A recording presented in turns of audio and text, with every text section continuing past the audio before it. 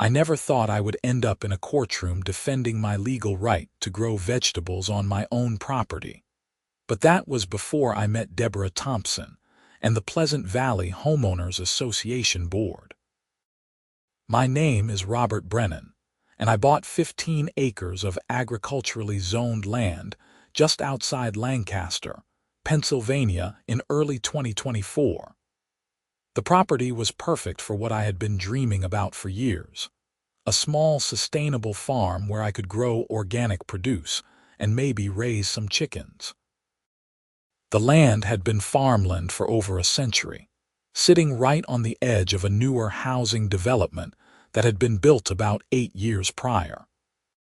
When I signed the closing papers, my real estate attorney confirmed that the property was explicitly zoned agricultural and that I had every legal right to farm it. The first few months were incredible.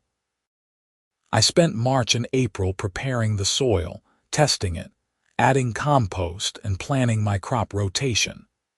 The previous owner had let the fields go fallow for a few years, but the bones of good farmland were still there. I planted tomatoes, peppers, squash, cucumbers, beans, and several varieties of leafy greens. By late May, everything was coming up beautifully. I had also started building a small chicken coop near the barn that came with the property, planning to get about 20 laying hens. That was when Deborah showed up for the first time. It was a Tuesday morning in early June when I heard a car coming up my long gravel driveway. I was out in the field, weeding around my tomato plants, wearing my work gloves and a sun hat.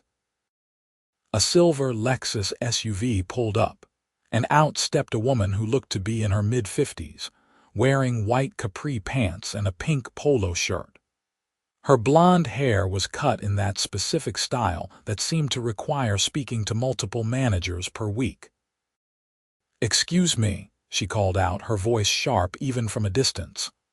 "Are you Robert Brennan?" I stood up, wiping my hands on my jeans. "That's me. Can I help you?"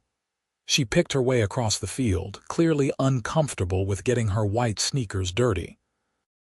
"I'm Deborah Thompson, president of the Pleasant Valley Homeowners Association. I live in the development adjacent to your property."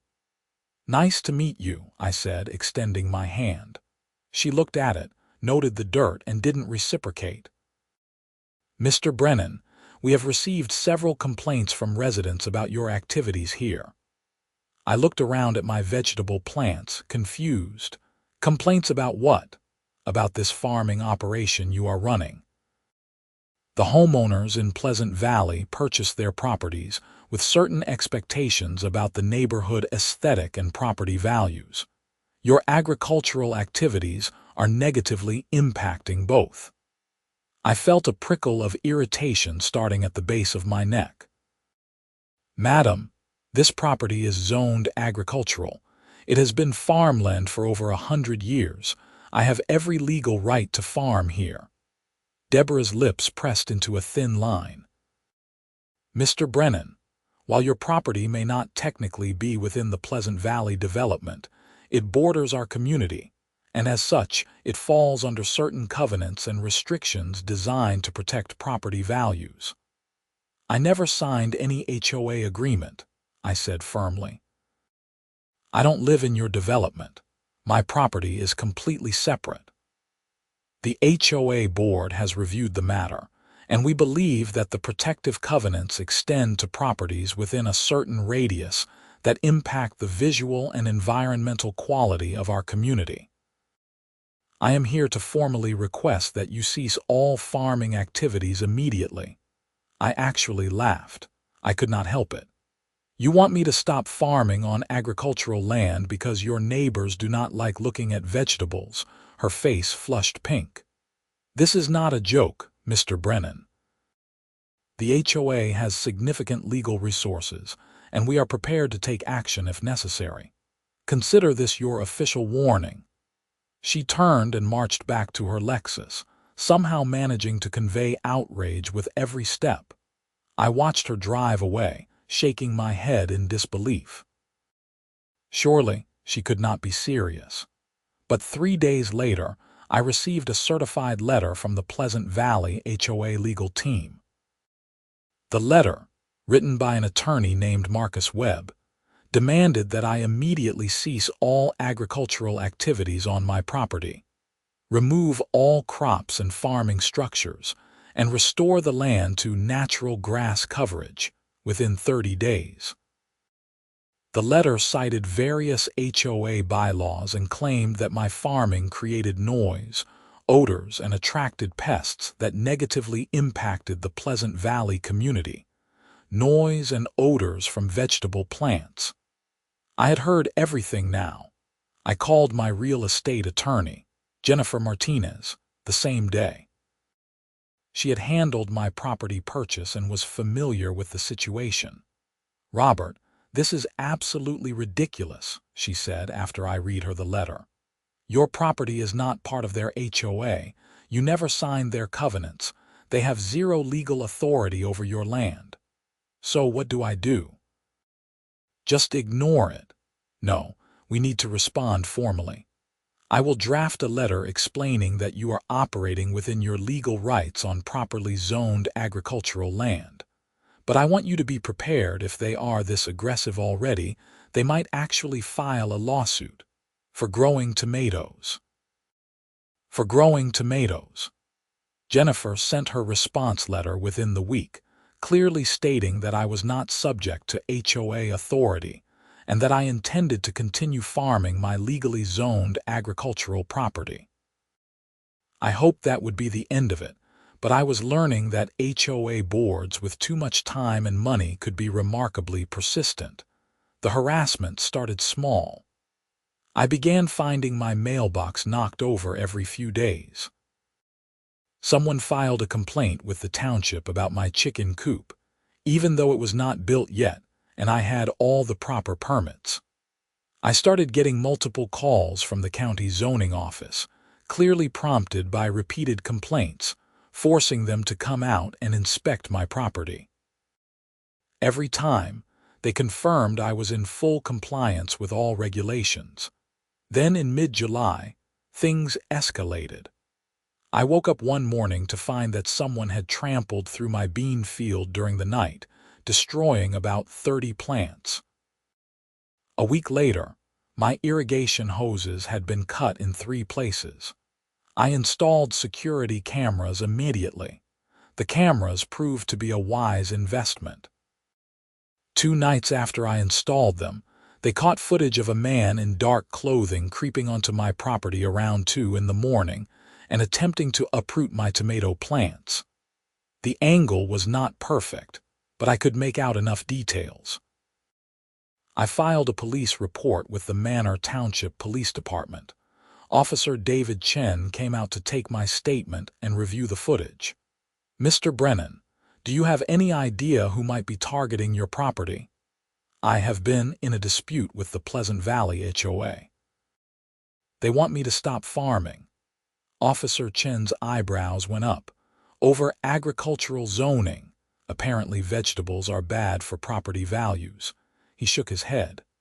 "I will increase patrols in this area. Keep your cameras running and call us immediately if you see anyone on your property." The police presence seemed to discourage the nighttime vandalism, but Deborah was far from finished. In early August, I received notice that the Pleasant Valley HOA was filing a lawsuit against me in the Lancaster County Court of Common Pleas. They were seeking an injunction to stop my farming activities and demanding I pay for a property value impact assessment for all homes in their development. I sat in Jennifer's office the next day, feeling the weight of the situation settling on my shoulders. "How much is this going to cost me to defend?" Jennifer leaned back in her chair. "It is going to be expensive, I will not lie to you. But Robert, this case is so egregious that I think we have grounds for a countersuit. They are harassing you for exercising your legal property rights. We might be able to recover your legal fees and damages. What are our chances?" "Honestly, I think we win this easily. The law is completely on your side. Your property is properly zoned, you have all necessary permits, and you are not subject to their HOA authority. The question is how much of a fight they want to put up before accepting reality. We filed our response to the lawsuit, along with a countersuit for harassment and legal fees. The court scheduled a preliminary hearing for September. Meanwhile, I kept farming. My summer crops were producing beautifully despite the stress. I was harvesting tomatoes, peppers, and squash regularly. I had started selling some of my excess produce at a small farm stand at the end of my driveway, which people from town loved. Of course, this prompted another angry letter from Deborah, claiming my farm stand violated zoning regulations. The township zoning officer, who was getting tired of the constant complaints, came out personally to tell me I was fine and to keep up the good work. "Between you and me," he said quietly, "the HOA has been a thorn in the township's side for years. They think they run the whole area. It is good to see someone standing up to them." The preliminary hearing in September was my first face-to-face meeting with the HOA's legal team. Besides Marcus Webb, their attorney, the entire HOA board showed up. Deborah, of course, along with Vice President Kenneth Palmer, Treasurer Linda Sawyer, and Secretary Patricia Foster. They all had that same look of barely contained outrage, as if my very existence was a personal insult. Judge Rebecca Morrison presided over the hearing. She was in her early 60s, with steel gray hair and a no-nonsense demeanor that immediately put me at ease. She listened as Marcus Webb presented the HOA's case, arguing that my farming activities created a nuisance that impacted the Pleasant Valley community. "Your Honor, the defendant's agricultural operations have brought noise, odors, dust, and pests into close proximity with a residential development. Property values in Pleasant Valley have been negatively impacted. While the defendant's property may be technically zoned agricultural, the HOA's protective covenants are designed to maintain community standards." Judge Morrison looked up from her notes. "Mr. Webb, is your client's HOA covenant legally binding on the defendant's property?" Marcus Webb hesitated for just a moment. "Your Honor, the covenant contains language about protecting the community from external impacts." "That is not what I asked. Did Mr. Brennan sign your HOA agreement?" "No, Your Honor, but is his property within the boundaries of the Pleasant Valley development?" "No, Your Honor, however." "Then on what legal basis are you claiming authority over his property?" Marcus Webb launched into a complicated argument about zoning, impact zones, and community interest protection. Judge Morrison listened with an increasingly skeptical expression. When he finally finished, she turned to Jennifer.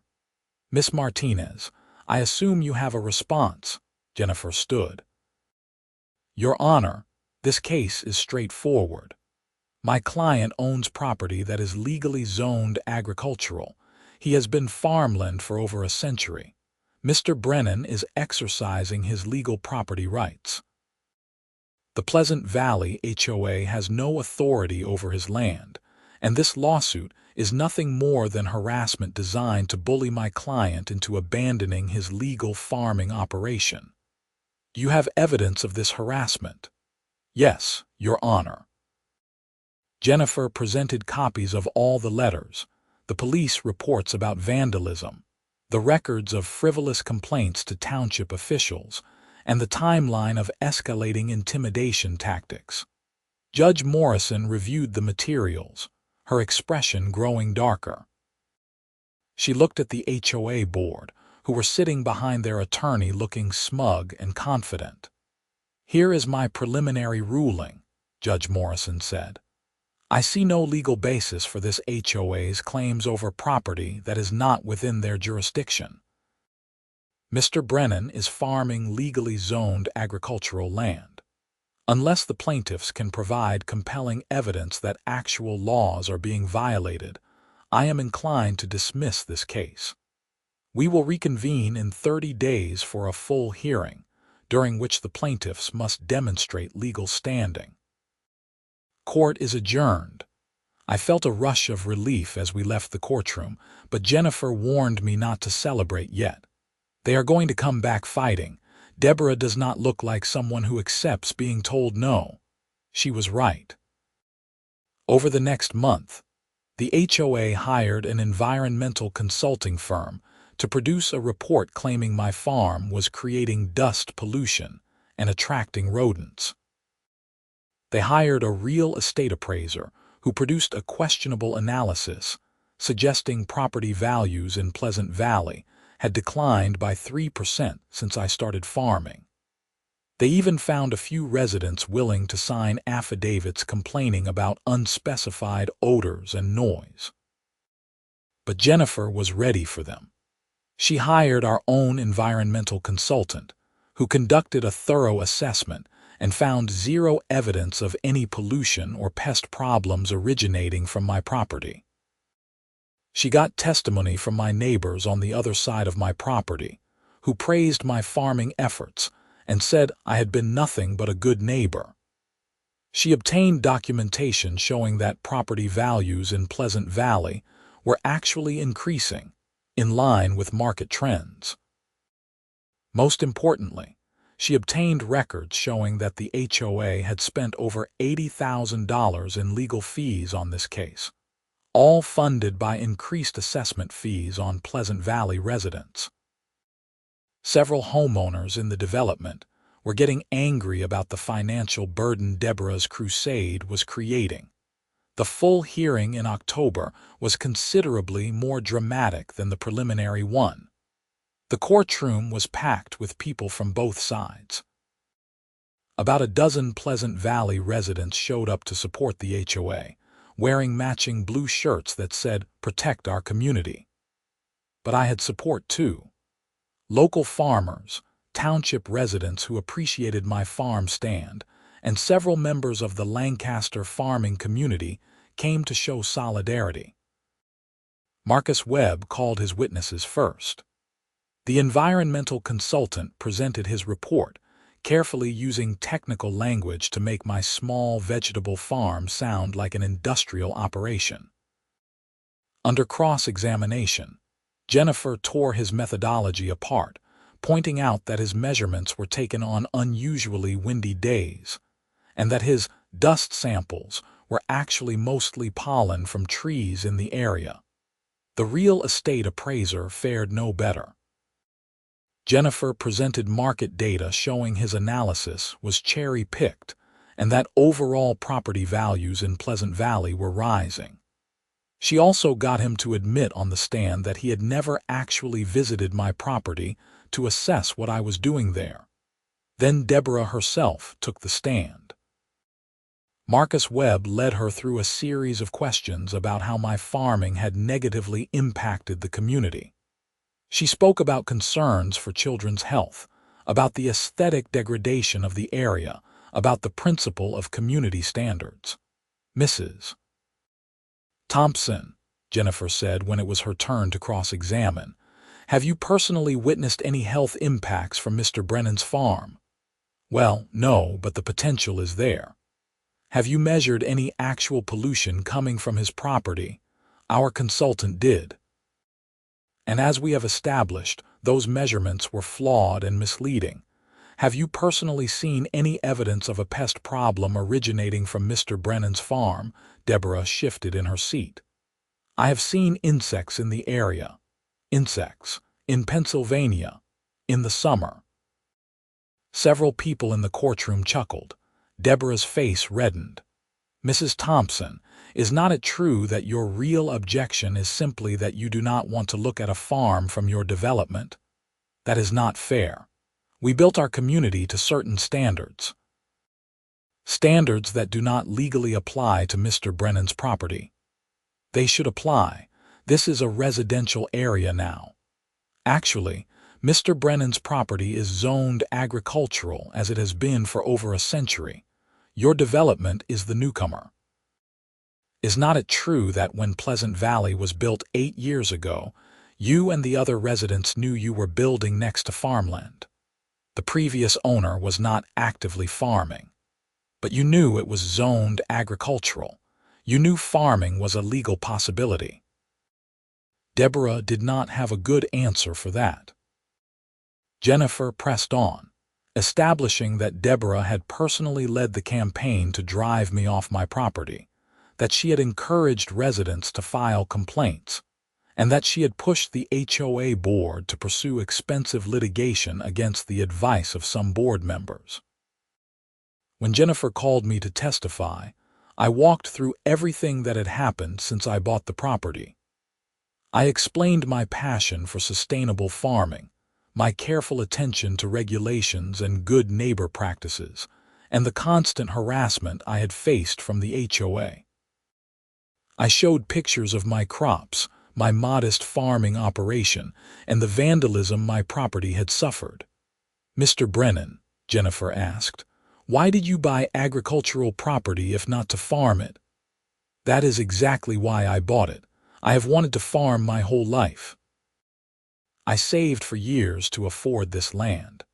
I did my research, made sure everything was legal and proper. I am not trying to cause problems for anyone. I just want to grow food on land that was meant for growing food." Marcus Webb tried to make me sound like I was being deliberately provocative, but it was a weak attack. I was simply farming my own land. Jennifer called several character witnesses, including my neighbors on the north side of my property, the township zoning officer, and even Officer Chen, who testified about the vandalism incidents and his belief that they were connected to the HOA dispute. The most damaging testimony for the HOA came from an unexpected source. Linda Sawyer, the HOA treasurer, had clearly had enough of Deborah's crusade. She took the stand looking nervous but determined. "Mrs. Sawyer," Jennifer asked, "can you tell the court how much the Pleasant Valley HOA has spent on this lawsuit? As of last week, approximately $93,000. There was a murmur in the courtroom. Even Judge Morrison looked surprised. "And how is the HOA funding this lawsuit?" "We implemented a special assessment. Every homeowner in Pleasant Valley has been charged an additional $800 in fees to cover the legal costs. Are the homeowners happy about this?" Linda glanced at Deborah, who was glaring at her. "No, many residents are very upset. Several have demanded that we drop the lawsuit, but Deborah has insisted we continue." "Did the full HOA board vote to pursue this legal action?" "Initially, yes, but there was supposed to be a review after the preliminary hearing."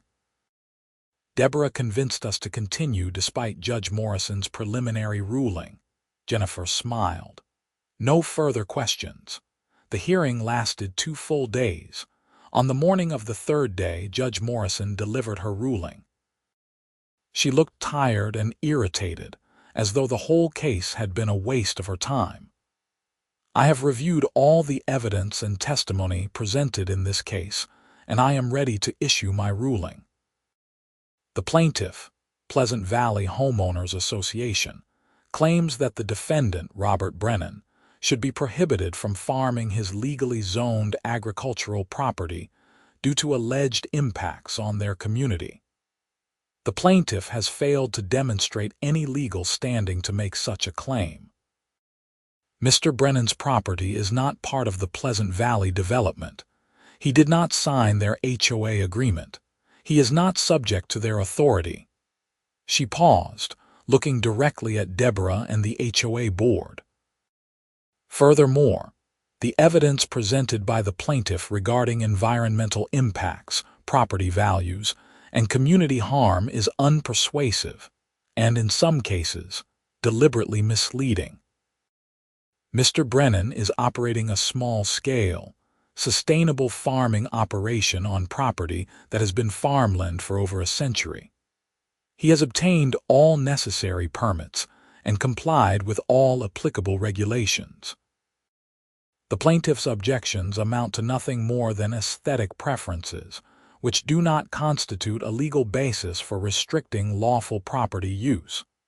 I felt my chest tighten with relief and vindication. The plaintiff's case is dismissed with prejudice. Additionally, I am granting the defendant's countersuit for harassment and legal costs. The Pleasant Valley HOA is ordered to pay Mr. Brennan's legal fees, which I am informed total approximately $47,000. The HOA is also ordered to pay damages in the amount of $15,000 for property damage, lost time, and emotional distress caused by this frivolous lawsuit. Deborah stood up abruptly. "Your Honor, this is outrageous. We have every right to protect our community." Judge Morrison's expression turned cold. "Mrs. Thompson, you have every right to protect your community within the bounds of the law. What you do not have is the right to harass your neighbors for exercising their legal property rights. You have wasted this court's time, your HOA's money, and Mr. Brennan's peace of mind pursuing a case with no legal merit. My ruling stands. If the HOA wishes to appeal, that is your prerogative, but I strongly advise against throwing good money after bad." She banged her gavel, and it was over. The courtroom erupted in conversation. Several of the Pleasant Valley residents in the blue shirts looked shocked and angry. Others looked relieved, probably calculating how quickly they might get their special assessment fees refunded. Jennifer shook my hand, beaming. "We did it. You can farm in peace now." I was almost too stunned to respond. Thank you so much." As we gathered our materials and prepared to leave, Deborah pushed her way through the crowd toward me. Her face was red, her eyes blazing with fury. "This is not over, Mr. Brennan. We will appeal. We will take this all the way to the state Supreme Court if we have to." Before I could respond, Linda Sawyer appeared beside her. "No, Deborah, we will not. The board is calling an emergency meeting tonight, and I am making a motion to accept the judgment and remove you as president. This has gone far enough. You cannot do that. I have done everything for this community. You have cost this community nearly $100,000 fighting a losing battle because you do not like looking at vegetables. It is over." Kenneth Palmer, the vice president, nodded in agreement. "Linda is right. I should have stood up to you months ago. We are done with this." Deborah looked around wildly, but she had no support left. Even Marcus Webb was packing his briefcase with the hasty movements of someone eager to distance himself from a sinking ship. I felt a strange mixture of satisfaction and pity watching Deborah's world collapse around her. I had won, but at what cost to everyone involved? Over the following weeks, the aftermath of the court case rippled through both my life and the Pleasant Valley community. The HOA held their emergency meeting, and by a vote of 4-1, with only Deborah voting against, they accepted Judge Morrison's ruling and voted to remove Deborah as president. Kenneth Palmer became interim president and immediately issued a formal apology letter to me on behalf of the HOA. The financial impact on Pleasant Valley was significant. The HOA had to take out a loan to pay the $62,000 they owed me in legal fees and damages. This was on top of their own legal costs. Each homeowner ended up paying over $1,500 in special assessments and increased fees to cover the debacle. Several residents filed formal complaints against Deborah, and there was talk of a recall election for the entire board. Deborah herself became a pariah in her own community. I heard through the local grapevine that she resigned from all her HOA positions and put her house on the market within a month of the ruling. Apparently, the social ostracism from her neighbors, who blamed her for the financial disaster, became too much to bear. She and her husband moved to a condo in downtown Lancaster by December. As for me, I was finally able to farm in peace. The settlement money, combined with excellent sales from my fall crops, put me on solid financial footing. I expanded my farming operation over the winter, preparing additional fields for the next growing season. I ordered my chickens, and they arrived in early March, 20 beautiful laying hens that immediately made themselves at home in the coop I had built. The relationship between my farm and the Pleasant Valley community slowly transformed. Without Deborah's toxic influence, many of the residents who had never really cared about my farming began coming by to visit. They discovered they actually enjoyed having a farm nearby. Parents brought children to see the chickens and learn about where food comes from. I started offering farm tours on Saturday mornings, which became surprisingly popular. Some of the same people who had signed affidavits against me came by to apologize. They admitted they had been caught up in Deborah's rhetoric and had not really thought through what they were supporting. Most of them were genuinely nice people who had been misled. In April, about 6 months after the court ruling, Kenneth Palmer stopped by my farm stand one Saturday morning. He looked uncomfortable, fidgeting with his car keys as he approached. "Robert, do you have a minute?" he asked. "Sure, what is up? I want to apologize personally for everything that happened. I was vice president during all of that, and I should have stood up to Deborah much earlier. I knew what she was doing was wrong, but I went along with it to avoid conflict. That was cowardly, and I am sorry." I appreciated the sincerity in his voice. "Thank you for saying that, Kenneth. I know it takes courage to admit when you have been wrong." The HOA has been going through some soul-searching since the lawsuit. We brought in a consultant to review our bylaws and practices. We want to make sure we never abuse our authority like that again. That is good to hear. We also wanted to ask if you would be interested in a partnership. Several residents have expressed interest in community garden plots, and we thought maybe we could work with you to create something on the edge of your property that borders our development. We would rent the land, you would provide guidance and expertise, and our residents could grow their own vegetables. I had to admit, I had not seen that coming. "You want Pleasant Valley residents to farm?" Kenneth smiled sheepishly. "Turns out when people actually tried visiting your farm, they got interested in growing things themselves. Who knew?" We worked out an agreement over the following weeks. I leased a 2-acre plot on the edge of my property to the Pleasant Valley HOA for a very reasonable rate. They developed it into community garden plots, and I provided workshops on organic gardening techniques.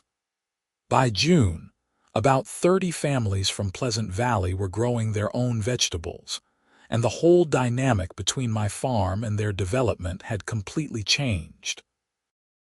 The local newspaper, the Lancaster Farming Journal, ran a feature article about the transformation titled "From Courtroom to Community Garden: How One Farm Brought Neighbors Together."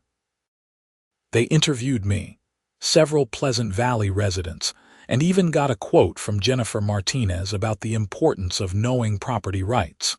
My farm thrived. By the second summer after the lawsuit, I was selling produce to 3 local restaurants, operating a popular farm stand, running educational programs, and had a waiting list for my community garden plots. The chickens were producing more eggs than I could sell at the farm stand, so I started a weekly delivery service to Pleasant Valley residents. I even started dating someone I met through all of this. Sarah Richards was a Pleasant Valley resident who had been vocally opposed to Deborah's lawsuit from the beginning. She had testified as a witness for me during the trial, explaining that she had specifically chosen Pleasant Valley because it was near farmland and she loved the rural character. We started talking at one of my farm tours, and things developed naturally from there. One evening in August, almost 2 years after Deborah first pulled up my driveway in her silver Lexus, Sarah and I were sitting on my porch watching the sunset over my fields.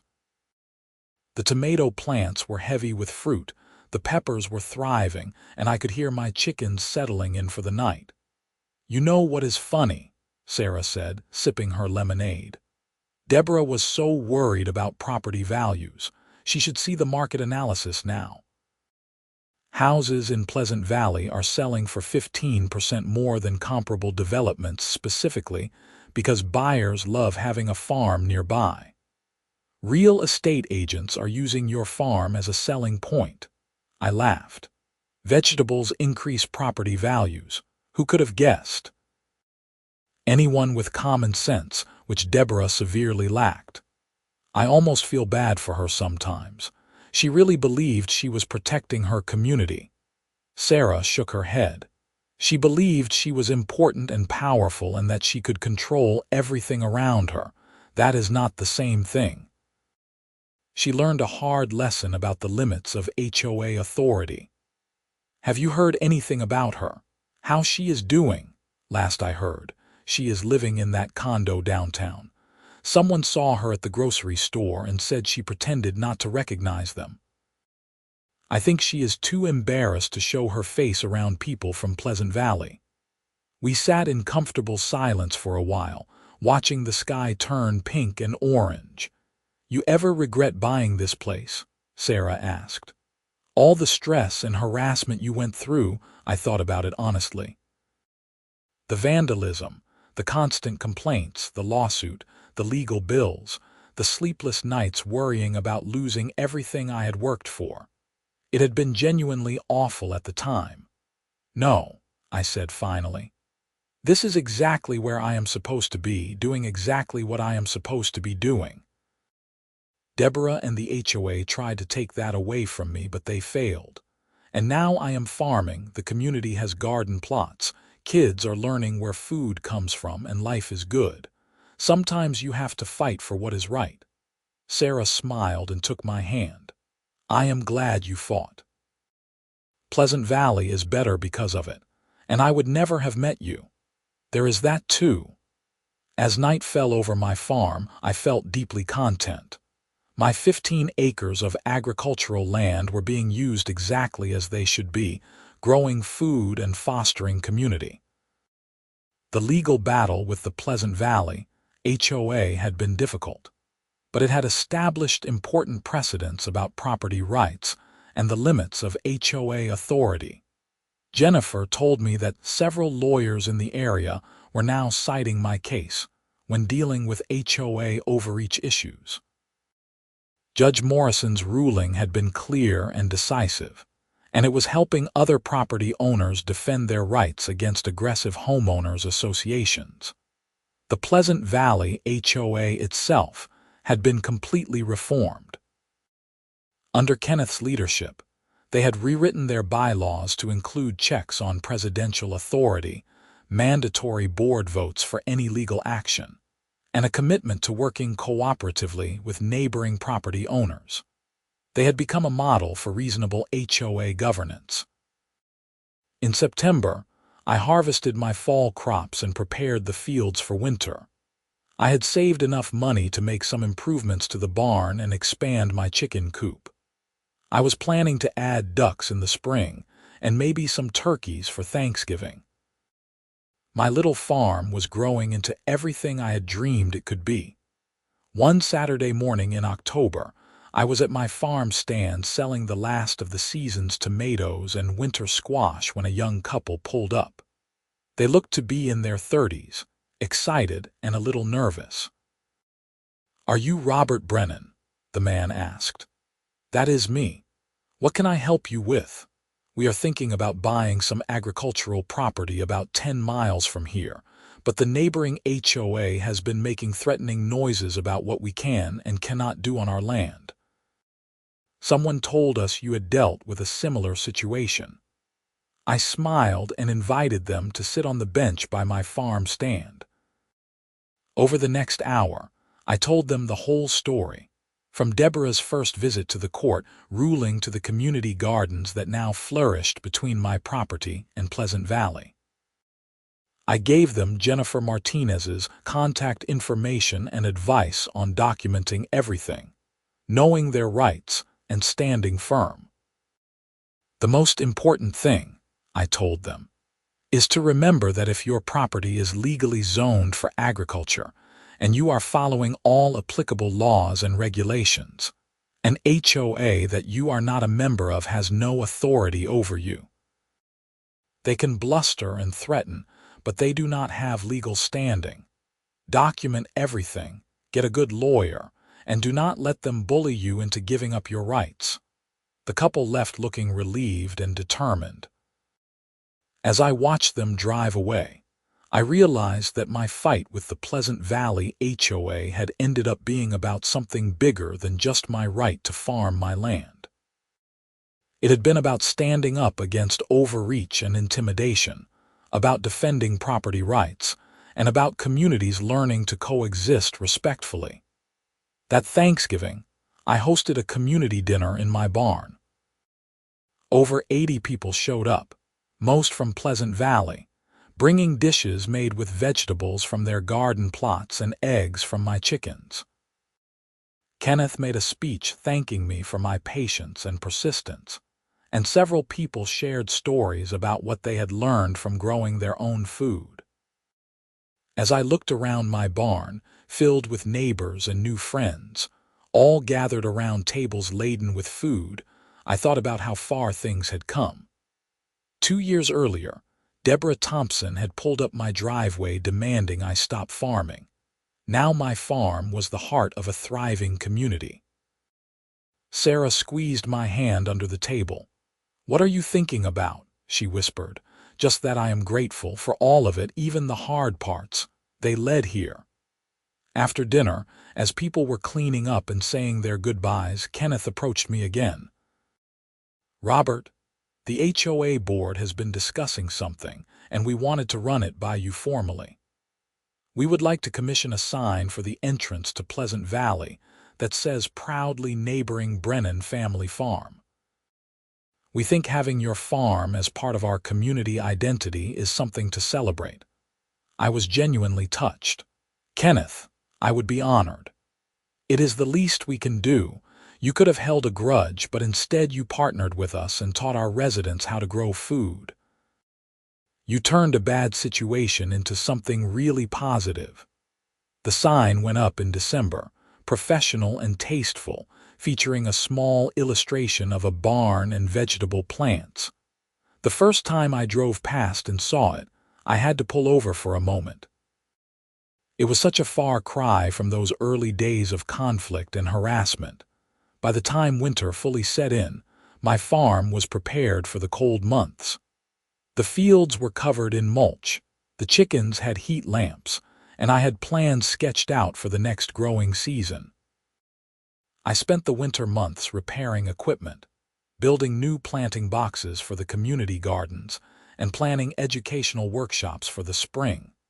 Sarah and I got engaged on New Year's Eve, right there on my porch, overlooking the snow-covered fields. She moved into the farmhouse in February, and we started planning a wedding for the following fall, right after harvest season. In March, I received an unexpected letter forwarded through Jennifer Martinez. It was from Deborah Thompson. My first instinct was concern, wondering if she was starting trouble again, but the letter was different than I expected. "Dear Mr. Brennan," it read, "you do not know me well, and I am sure what you do know you do not think highly of. I want to apologize for my actions regarding your farm. I was wrong to try to prevent you from using your property legally. I was caught up in ideas about control and property values, and I lost sight of what actually matters, which is being a good neighbor and respecting other people's rights. I have spent the last year in therapy working through why I felt such a need to control things outside my authority. I do not expect forgiveness, and I am not asking to be part of your life or community. I just wanted you to know that I recognize I was wrong, and I am sorry for the damage I caused. I hope your farm is thriving. Sincerely, Deborah Thompson." I showed the letter to Sarah, who read it with raised eyebrows. "Wow, that is unexpected. Should I respond?" "Do you want to?" I thought about it for a long time. Finally, I wrote a short reply thanking her for the apology and wishing her well. I meant it. Holding on to anger would not help anyone, and it sounded like Deborah had done some genuine self-reflection. Spring came, and with it, a new growing season. I planted my fields with the help of a dozen volunteers from Pleasant Valley. The community garden plots filled up immediately, with a waiting list of 20 more families hoping for space. I expanded the available area, and Sarah took over managing the community garden program while I focused on the main farming operation. The farm continued to grow and prosper. By the third summer after the lawsuit, I had hired 2 part-time employees to help with harvesting and farm stand operations. I was supplying produce to 5 restaurants, running a popular CSA program with 40-member families, and my farm tours had become a regular weekend attraction. The local news ran a follow-up story on the anniversary of the court ruling, with the headline "Agricultural Rights Victory Bears Fruit. Brennan Farm Flourishes After HOA Battle." They interviewed Judge Morrison, who said she still remembered my case clearly. "It was a textbook example of HOA overreach," she said in the interview. Mr. Brennan was farming legally zoned agricultural land. The HOA had no jurisdiction over his property, yet they spent nearly $100,000 trying to force him to stop. Cases like this remind us why property rights protections exist and why HOA authority must have clear legal boundaries. I am pleased to see that the outcome led to positive community development rather than continued conflict. The article mentioned that several other agricultural property owners in Pennsylvania had successfully defended their rights against HOA challenges by citing the precedent set in my case. It felt good to know that standing up for myself had helped others as well. Sarah and I got married in September, in my barn decorated with flowers and vegetables from our farm. The ceremony was small but perfect, with about 100 guests including most of our Pleasant Valley neighbors, local farming friends, and my family from out of state. Jennifer Martinez was there, as were Officer Chen and the township zoning officer, both of whom had supported me during the dark days of the HOA conflict. Kenneth Palmer gave a toast at the reception. 3 years ago, Pleasant Valley made a terrible mistake. We let fear and ignorance lead us into a conflict with our neighbor. Robert could have responded with anger and spite. Instead, he stood up for his rights legally and properly, and then when he won, he extended an olive branch. He taught our community about farming, created space for our residents to grow their own food, and turned what could have been permanent hostility into genuine friendship. Sarah, you are getting a good man. Robert, thank you for being the kind of neighbor we should have been to you from the start. It was a perfect day, and as Sarah and I danced in my barn surrounded by friends and neighbors, I reflected on the strange journey that had brought us here. If Deborah had never tried to stop my farming, if the HOA had never filed their lawsuit, my life would look completely different. I might still be farming alone, isolated, without the community connections that now made my work so meaningful. Sometimes conflict, as painful as it is in the moment, leads to outcomes nobody could have predicted. The legal battle forced important conversations about property rights, HOA authority, and community values. The resolution created opportunities for education and cooperation that might never have existed otherwise. As fall turned to winter and then winter to spring again, life on the farm settled into a comfortable rhythm. Sarah and I were talking about starting a family, maybe adding a farmhouse dog, expanding into specialty crops like herbs and heirloom varieties. The future felt wide open and full of possibility. 4 years after buying my 15 acres in Lancaster County, I stood in my field on a warm June morning, surrounded by thriving vegetable plants, watching Pleasant Valley residents work in their community garden plots. Children were visiting my chickens, learning to collect eggs gently. Sarah was leading a workshop on companion planting in the barn. My farm stand was stocked with fresh produce. Everything was exactly as it should be. I had fought for my right to farm on agricultural land, and I had won. But the real victory was not the court ruling or the settlement money. The real victory was this: a thriving farm, a strong community, and the knowledge that standing up for what was right, even when it was difficult, had made everything around me better. Deborah Thompson had tried to restrict my farming on agricultural zoned property, and she lost in court. But more importantly, she lost the opportunity to be part of something special. The Pleasant Valley community moved on without her, embraced the farm they had once fought against, and became better neighbors and better people in the process. As for me, I was just a man growing vegetables on land meant for growing vegetables, exactly as I had always intended. And that was enough.